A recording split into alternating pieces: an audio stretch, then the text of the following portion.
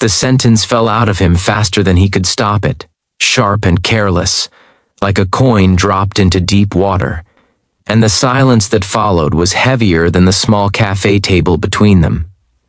He had leaned back in his chair, arms folded, eyes drifting toward the window, as if what he had just said did not matter, as if it was a harmless preference spoken aloud.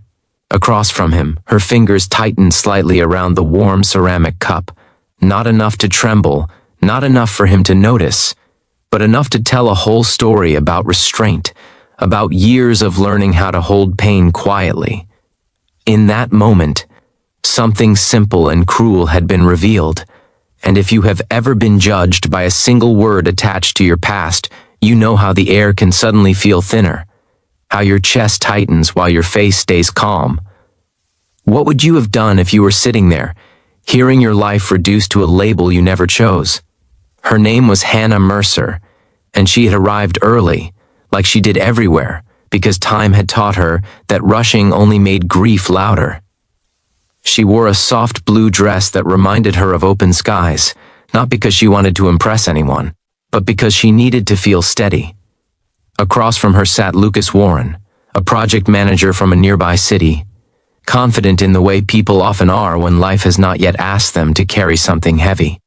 They had exchanged polite facts at first, where they worked, which neighborhoods they lived in, the usual safe territory of first meetings. It had all felt manageable until the conversation drifted, as these conversations often do, toward the past, toward relationships, toward the invisible things people bring with them to a table like extra chairs no one sees. That was when he said it, casually, with a small shrug, explaining that he did not date widows, as if it were the same as disliking spicy food or avoiding long-distance relationships. Hannah did not interrupt him. She did not defend herself or explain, because grief had taught her that explanations rarely change hearts that are already closed. She had been a widow for 4 years, though she never introduced herself that way. She had been a wife once, deeply and sincerely, to a gentle man named Andrew who had loved quiet mornings and fixing broken things around the house. Their life had not been dramatic or perfect, but it had been real, and when an unexpected illness took him in less than 6 months, it left behind a silence that never fully went away. Hannah had learned to live with that silence, to fold it neatly into her days, to smile without lying, to hope without demanding. Sitting there now, she felt that old ache stir, not because Lucas rejected her, but because of how easily he dismissed something that had shaped her into who she was. Lucas, for his part, felt oddly justified. He told himself he was being honest, that honesty was better than pretending. He believed widows carried comparisons, shadows of past love that no new relationship could compete with. He did not consider that his words were not neutral facts but judgments shaped by fear.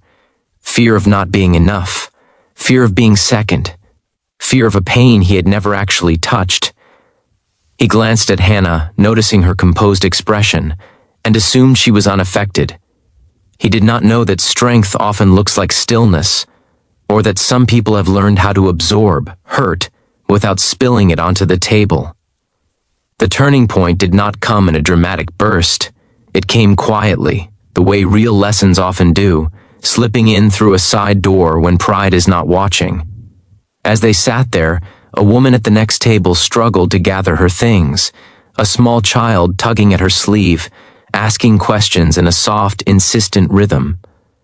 The woman apologized to no one in particular, her eyes tired but kind, and Hannah instinctively stood to help, steadying the chair, offering a reassuring smile.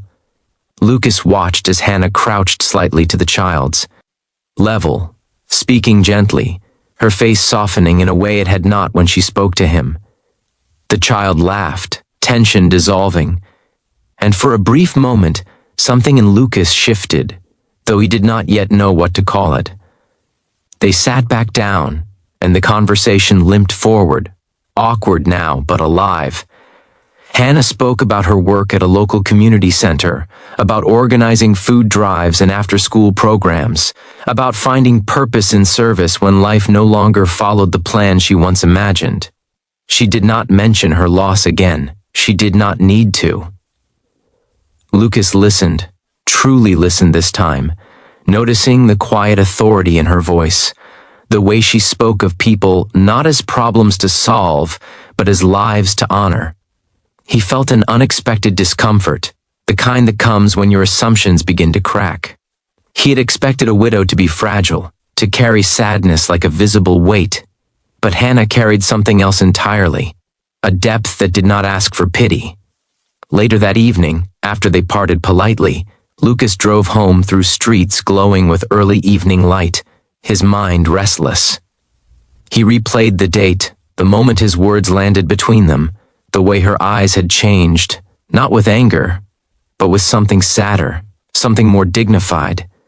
He thought about his own life, about how easily it had moved forward, unmarked by loss, and how little that had prepared him for understanding others. That night, he received a call he did not expect. His father had collapsed at home and was in the hospital, stable but shaken. Lucas sat in a waiting room for hours, watching families move in and out, witnessing the fragile threads that hold people together. And for the first time, he felt a flicker of the fear he had always avoided. In the days that followed, Lucas found himself thinking of Hannah often.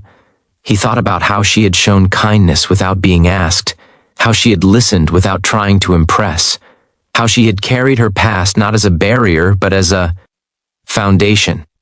He realized that what he had rejected was not widowhood itself, but his own discomfort with grief, his unwillingness to face the truth that love, real love, always risks loss. Avoiding that risk did not make him safe, it only made him shallow. He began to understand that widows were not people stuck in the past, but people who had loved deeply enough to be changed by it. A week later, Lucas reached out, unsure of what he hoped for, only certain that silence would be the wrong choice. Hannah agreed to meet again, not because she needed validation, but because she believed in giving people space to grow. This time, they walked through a public garden, the air cool and open, the kind of place where conversation feels less trapped. Lucas did not try to explain himself away. He spoke honestly about his fear, about the hospital waiting room, about realizing how little he understood. Hannah listened, not as a judge, but as someone who knew that growth often begins with discomfort. Their connection did not transform into instant romance, and it did not need to.